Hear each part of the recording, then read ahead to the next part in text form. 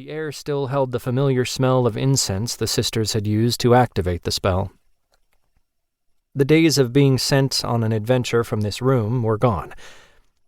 I sighed wistfully and closed the door. The bell above the door jingled and Carlton came into the shop, a look of excitement on his face. His eyes darted around the counter area in search of me. "Alec, you here?" "I'm here," I said, walking back through the stacks to the front of the shop. "What's up?" "I have a great idea. I know how we can drum up more business for the store." I sometimes wondered if Carlton was happier working in the bookstore than he had been in his role as a PI's assistant. He was averse to danger, although I'd seen him swallow that down at times and face danger head-on, and seemed happier now that we were sealed from those other realms where danger lurked. "I'm listening," I said. "We reopened the coffee shop." The coffee shop upstairs, where Devon had been selling enchanted coffee, was no longer open. I'd closed the area off for now, until I could figure out a use for it. Running a coffee shop in the store might have been easy for Devon and Victoria, but the day-to-day running of the bookstore took all our time, and we didn't have the latitude to operate a coffee shop as well. Carlton and I had already discussed the matter, so I wasn't sure why he was revisiting it now. "We talked about this, Carlton." "I know, but think about it.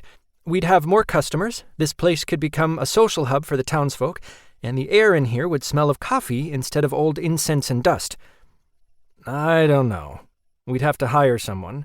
"And I know just the person." I frowned at him. "Who do you have in mind?" "My niece." "What?" I didn't even know Carlton had a niece. "My sister's kid, Jocelyn. She's coming to stay with us for the summer, and I thought that if she worked here, she wouldn't get bored being in a small town and all, and she'd earn some money. Julia will be so pleased." "Julia?" "My sister. She and her husband Derek are going through a rough patch at the moment, so she asked if Jocelyn could come and stay with Muriel and me while they work things out." "I don't know, Carlton. Has she ever worked in a coffee shop before?" "She worked at Starbucks last year as a barista. She's perfect for the job."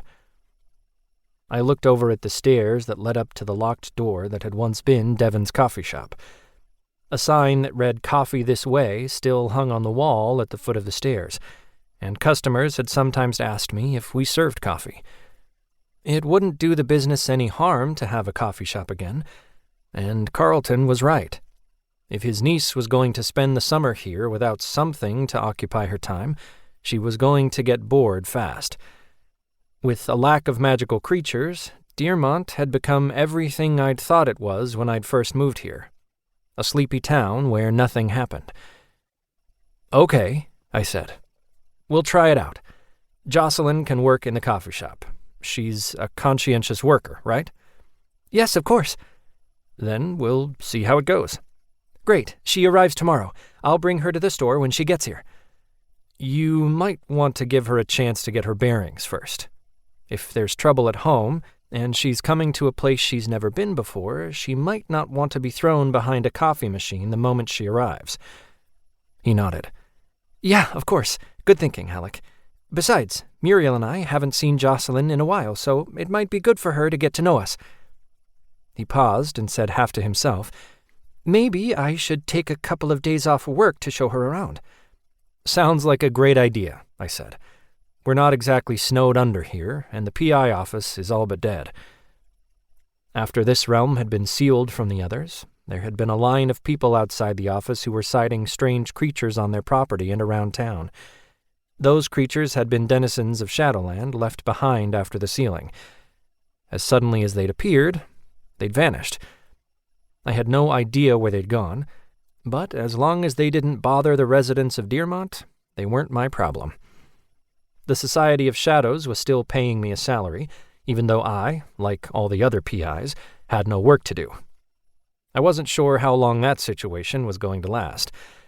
If one of those Shadowland creatures ever crossed my path, I'd hunt it down and kill it, using mundane weapons, of course, since my enchanted swords were no longer enchanted.